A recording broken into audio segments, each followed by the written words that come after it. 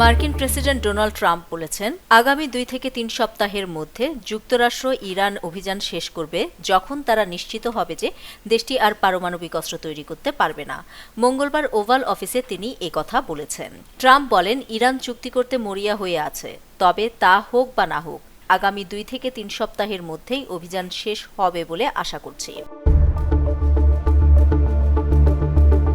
তিনি আরও বলেন, গত মাসের শেষ দিকে ইসরায়েলের সাথে সমন্বয় করে যুক্তরাষ্ট্র ইরানে যে হামলা চালিয়েছিল সে লক্ষ্য অর্জিত হয়েছে। ডোনাল্ড ট্রাম্পের মতে, ইরানের পারমাণবিক অস্ত্র অর্জনের সক্ষমতা কমিয়ে আনার লক্ষ্যেই এই হামলা চালানো হয়েছিল।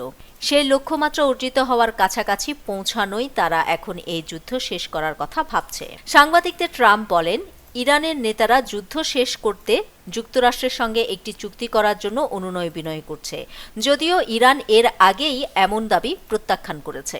তবে ইরানের প্রেসিডেন্ট মাসুদ পেজেশকিয়ান এর আগে বলেছেন, যদি প্রতিপক্ষরা নিশ্চিত করে আবার সংঘাত হবে না, তাহলেই কেবলমাত্র যুদ্ধ শেষ করার ব্যাপারে তেহরান আগ্রহ দেখাতে পারে। নিউজ ডেস্ক, দৈনিক পূর্বকোণ।